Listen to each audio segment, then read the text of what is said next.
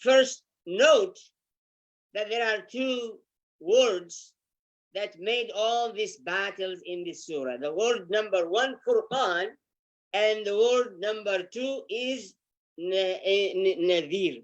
So criterion and warning, these two words stirred the disturbance and angered all the society of Mecca to attack the Quran and Muhammad sallallahu alayhi wasallam, like you never seen kind of attack that is here presented in this surah, with basically, as Allah said, ahsana tafseera.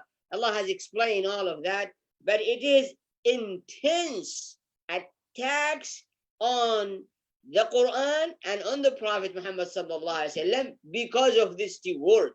The word number one, Furqan, which is criterion, and the word number two, warning.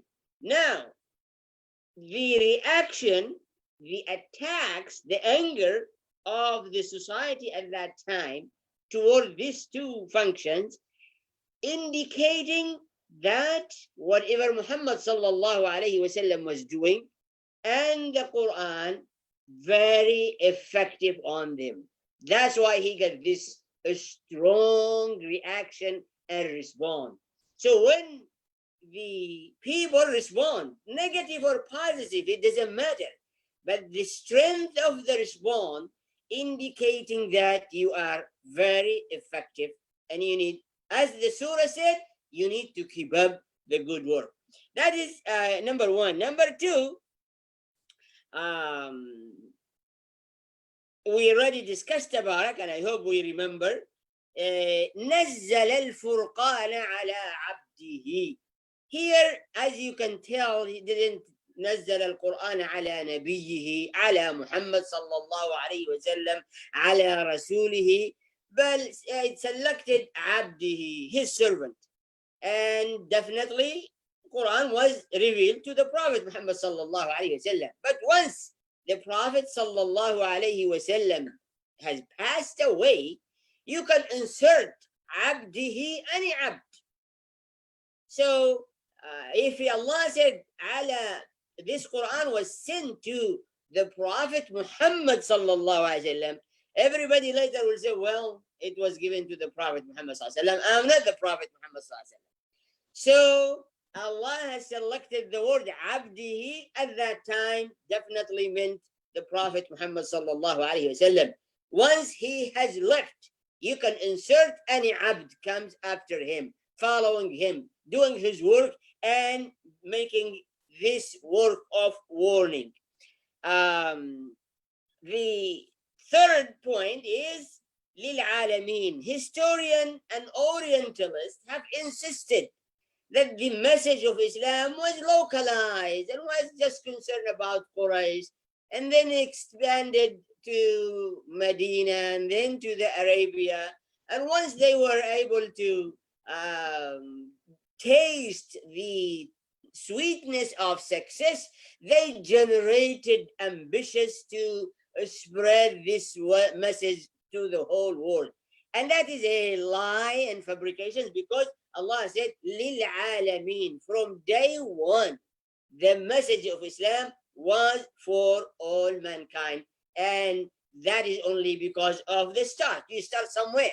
You start with someone. But it was not absolutely, as they assume, it was localized, and Muhammad ﷺ wants to build the power to Quraysh or to Arabs. And then because they gained some success, they made it universal. That is the third one. The fourth one,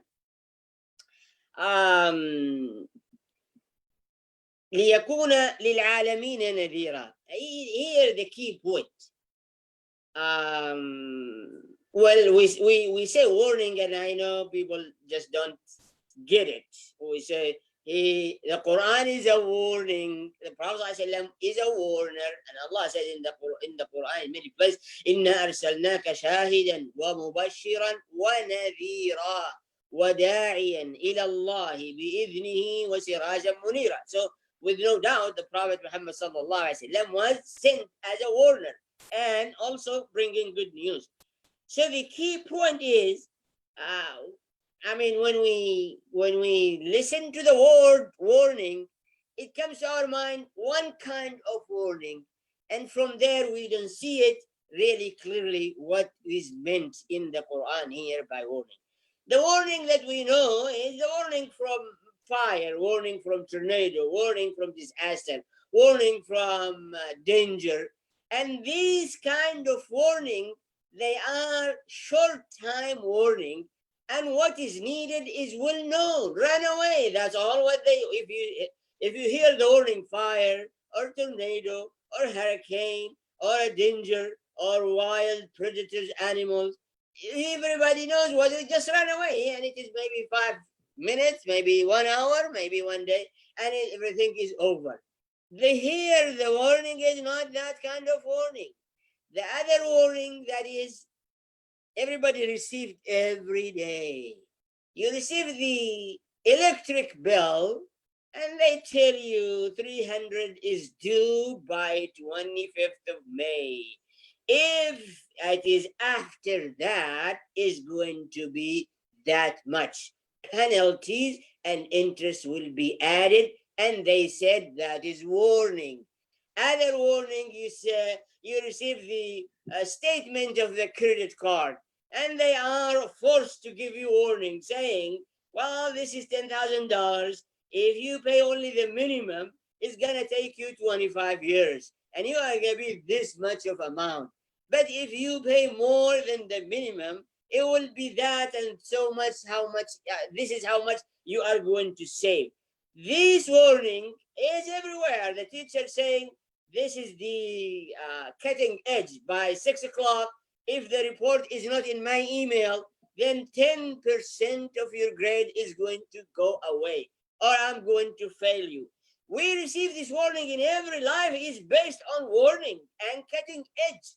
So, but this kind of warning different than I am telling you there is a fire. I'm telling you there is a tornado, there is a hurricane. This is very simple warning, direct warning, and I know what is it. Just get out of here, move, hurry up and rush, and it will go away in no time.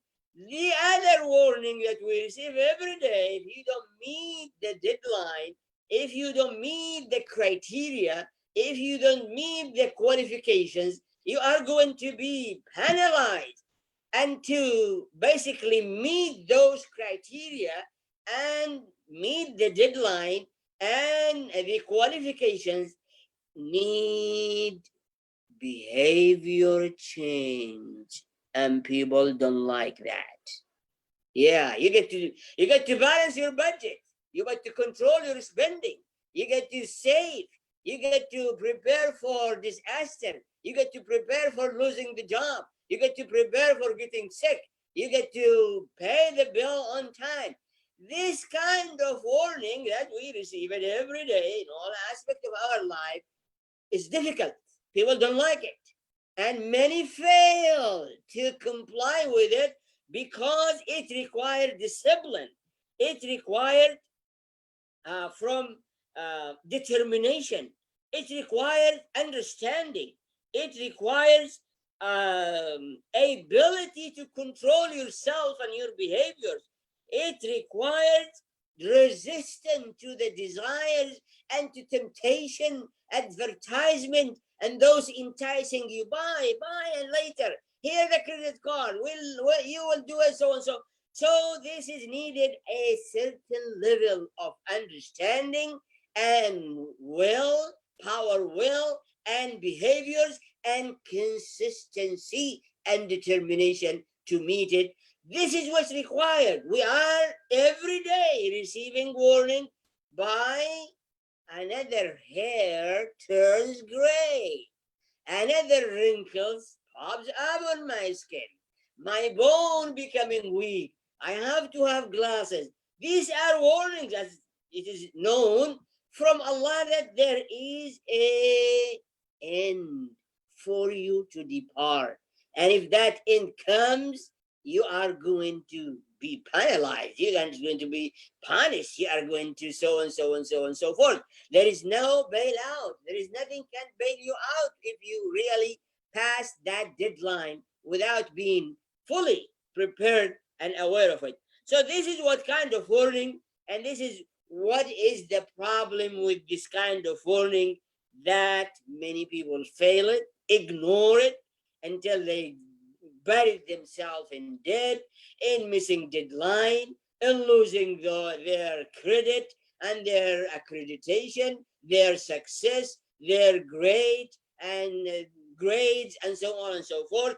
And this is why Islam said, well, this is the nature of human being. We'll keep giving that warning every Friday, every Salah, every morning, every evening, every sleeping, every waking up, every gray hair, every wrinkle in your body, every minute goes by, every bite or bit by your heart and clock around you. So this is what kind of warning that, and should continue until the danger is over. The warning, they are not going just to give you warning and go to sleep. No, the warning will continue until the danger is over.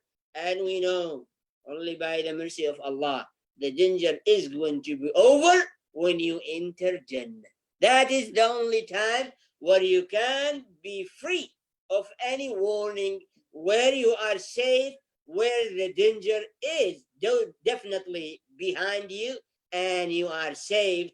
That is the only time. And that's what Abu Bakr radiallahu ta'ala anhu said, I do not trust my future and I do not trust my desires and will and whims until I put my, not the first foot, the second foot in Jannah.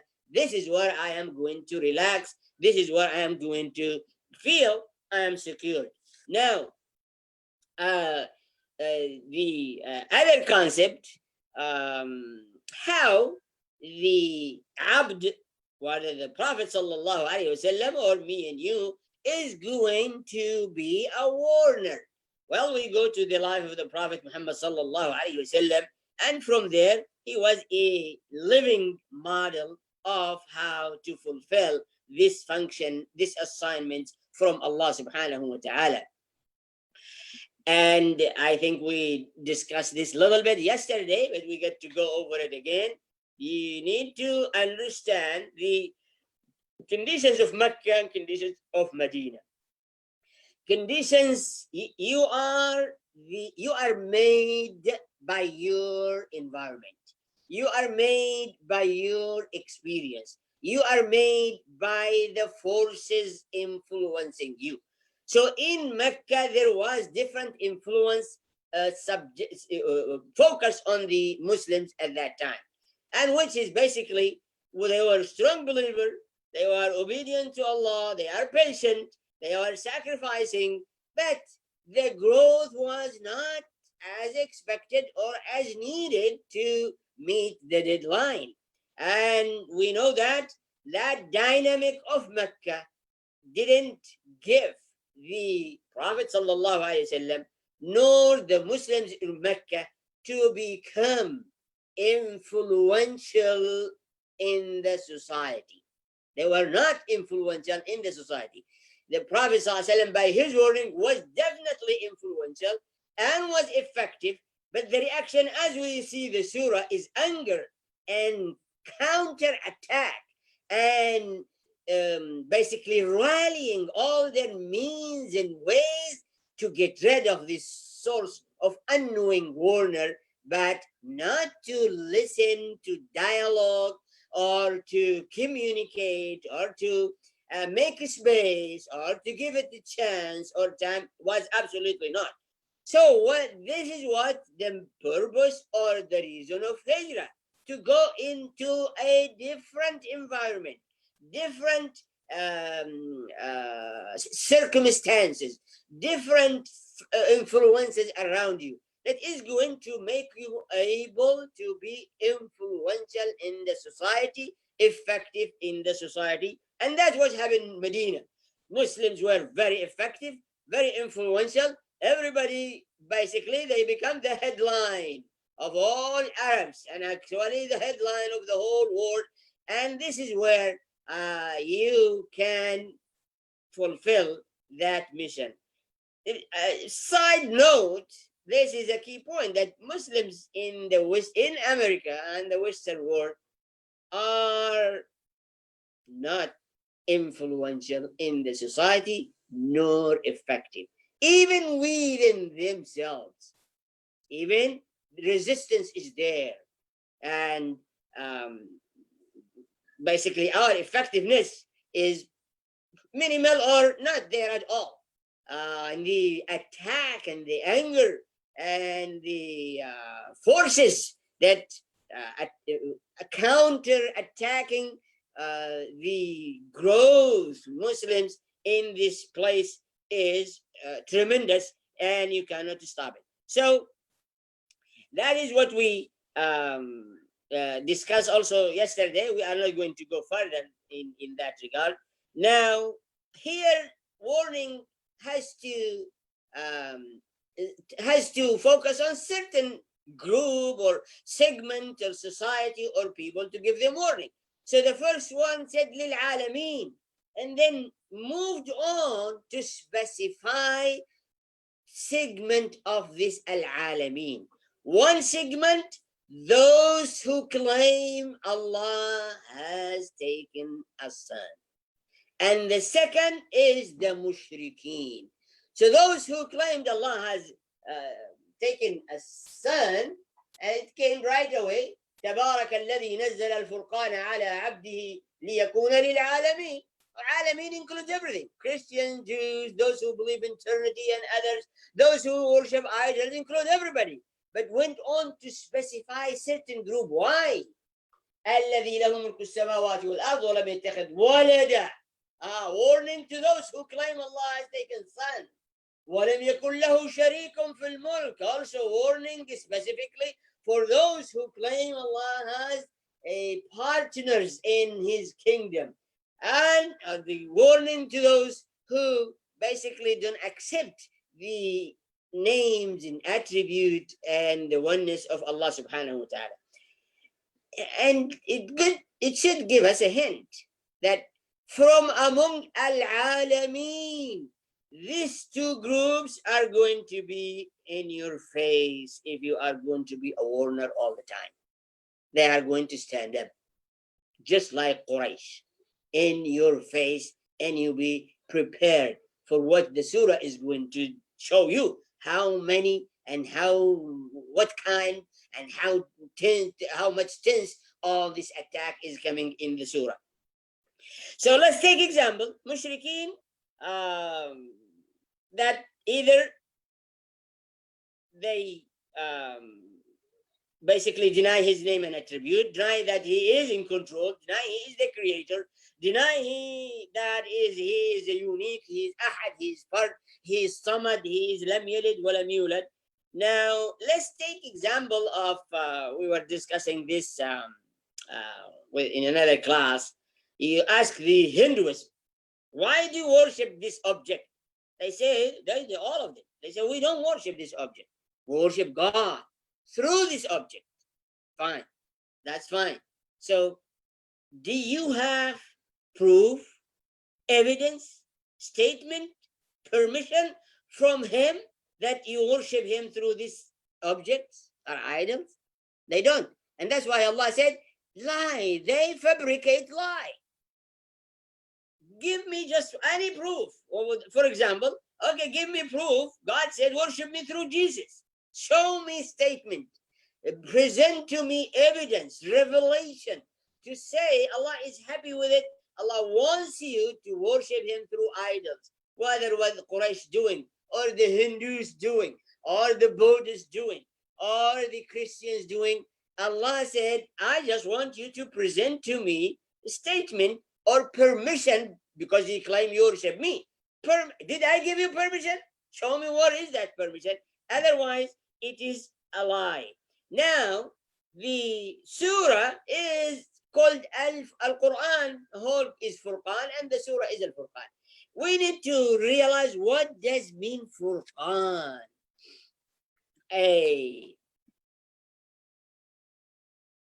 Difficult for people, even smart one, genius one, educated one, to recognize the differences than the similarities.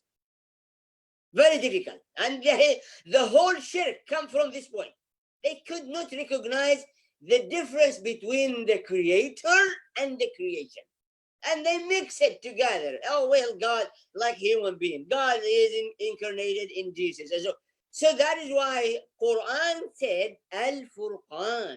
And the surah is Al-Furqan because it is very difficult on many people, many human beings, regardless of their capacity, capability to distinguish between between things in recognizing the differences.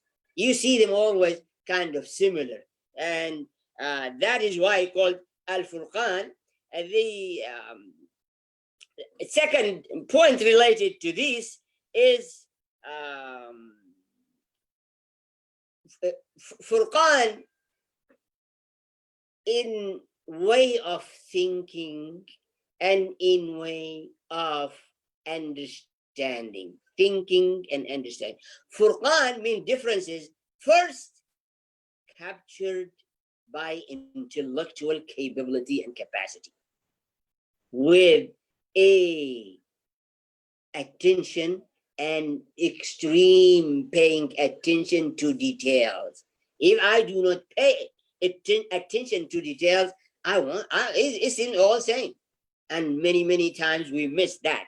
So that's why the Quran is talking to the people who reflect, who have their mind, who think, who ponder, who try to understand, who repeat things over and over to absorb and to recognize the differences mainly between Khaliq and Makhluk, between his spoken word and whatever human being do, between the one selected to be a messenger and any other leaders or any other figure in the human mind. So the differences here, Allah has mentioned them in the following verse where He said, وَاتَّخَذُوا مِن دُونِهِ آلِهَةً. They're unable to distinguish the idols from Him. And why? Because this aliha, this idol, لا يخلقون شيء. All right. So the first criteria: does this God or idol or Jesus create anything? شيئا, anything. And Allah said, شيئا, a fly. Can you create a fly? Allah said, well, I will recognize you as God or partner if you can create a fly. Just fly. If you even call to support you the jinn and everybody in the whole universe and come together, create a fly, then I will recognize you as God. That's number one. Then second one, how did you forget you were yourself you are creating? And you are going to be taken away. You are going to be distracted. You are going to be resurrected. You are going to be disseminated and vanished in the grave. How come you couldn't recognize this? And the third one, وَلَا يَمْلِكُونَ لِأَنفُسِهِمْ. How come you could not recognize that you cannot bring good to yourself nor protect yourself from anything bad? Okay, we don't want hurricane. Can we stop it? We don't want hot summer. Can we stop it? We don't want to get sick. Can we stop it? We don't want to get coronavirus. Can we stop it? Allah said, you do not own means and ways to protect yourself or to bring good things to yourself. If Allah said, okay, no rain, what's going to happen? You will never be able to feed yourself. That's number 4. And number 5, وَلَا يَمْلِكُونَ مَوْتًا وَلَا حَيَاةً. They, for themselves or for any other creation. On the other hand, as Allah described Himself, that He has the will, He has the power and might, He is living, He has the knowledge, He has the wisdom, He is in charge in sustaining this universe. How come you could not recognize this difference, this criteria? And that's why Al-Furqan. Anybody, honestly, is not taught learned by Al-Furqan, they are living in a state of fog. Who is Allah and who is His creation? What is the purpose of life? What is the meaning of life? What is the end of life? And so on and so forth. جزاك الله خير. نختم يا شيخ. By that, so inshallah ta'ala, we have done these 6 verses of the surah, and actually we get the basics, the foundation of the surah, because anything else after this only illustration, demonstration, explanation, and examples. Sallallahu ta'ala, may Allah accept from us, inspire us, increase us in knowledge and practice and sincerity. Assalamu alaikum wa rahmatullahi ta'ala wa barakatuh. جزاك الله خير. بارك الله فيك. نسأل الله سبحانه وتعالى أن يعني يزيدك من فضله، وأن يعني يعطيك خير الجزاء على التحضير وعلى نشر العلم. فبارك الله الشيخ. جزاك الله خير. May Allah reward you for what you said and what you revealed to us. I'll open inshallah the session for question and answer, and somebody like to interject and bring something. Please go ahead. We're here to inshallah share. تفضل زياد. I have a question. Jazakallah khair, Hajj. Sh.Hilali, in ayah number 2, when Allah says, الذي له ملك السماوات والأرض ولم يتخذ ولدا.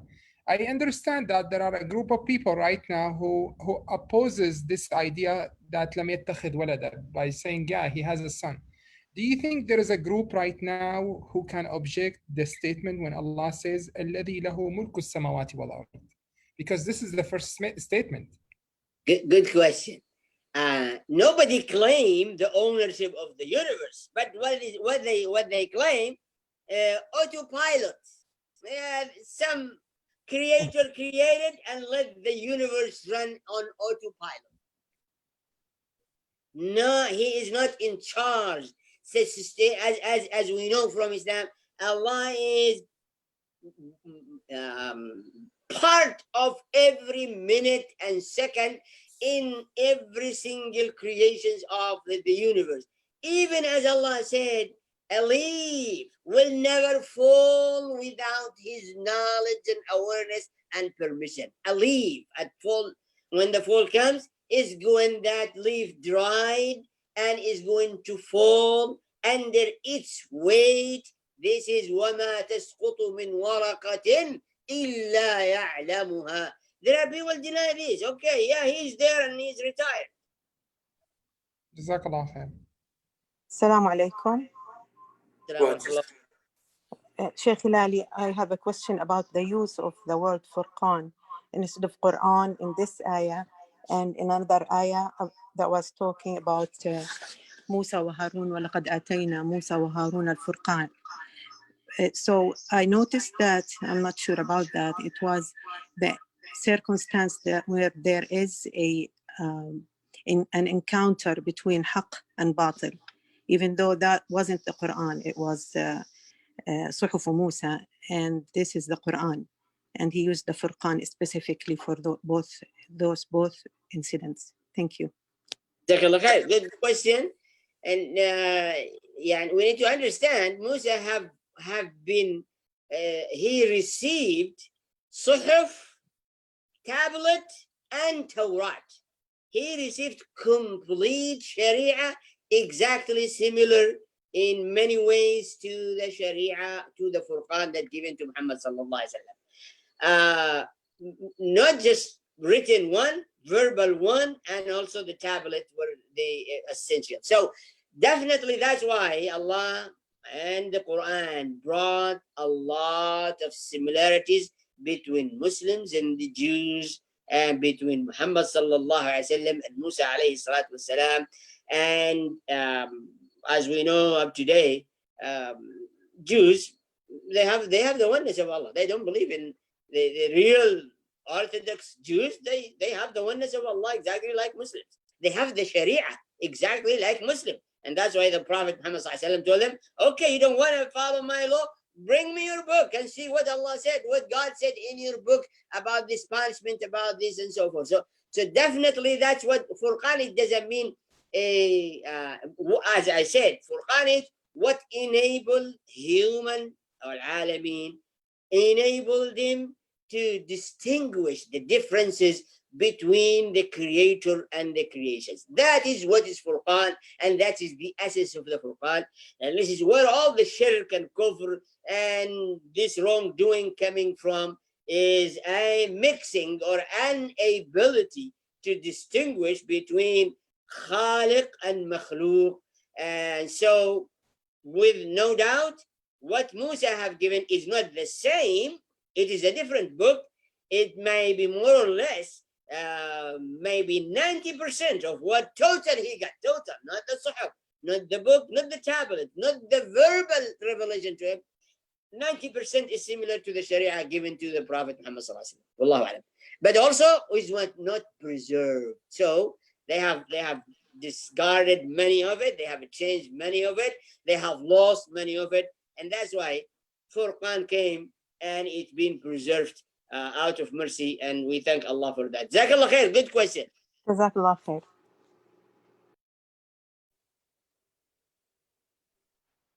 Any more questions before we conclude, inshallah? Aladdin, Arfan, Saqib. طيب, if there's no question, inshallah, we'll conclude. We will continue, inshallah, next Saturday with the Surah Al-Furqan, inshallah. So prepare, read the Tafseer. So when comes, inshallah, you will be like ready to understand some of those verses. It's very critical that we participate, inshallah, in learning I mean, a suggestion, do you think we can extend the class a little bit more, a few minutes more, because we still have not hit the 45 minutes yet? I mean, it's up to you and the Sheikh. Do you think it's okay to make it longer a little bit? Because the Sheikh has an ocean of ideas, and I hate to interrupt him by saying, Sheikh, time's up. Okay. I mean, it's up to, I mean, we can, right now we have 20 minutes. We can have it like 25 minutes, and then we have another 10 minutes for question answer. I think that's good. That's good amount of people to stick into the class and listening, because it is not face-to-face interactive. So I think 25 minutes good, and I have to discipline myself to stick there. And I would like somebody, because sometimes the thought comes like a river and I can't stop. Really, I need somebody to give me a clue. Here I have to wrap it up, and whatever left we can put it, inshallah, next week. inshallah. طيب. نختم إن شاء الله و conclude. We say سبحانك اللهم وبحمدك نشهد أن لا إله إلا أنت نستغفرك ونتوب إليك. جزاكم الله خير. May Allah reward you. السلام عليكم ورحمة الله وبركاته. وعليكم السلام.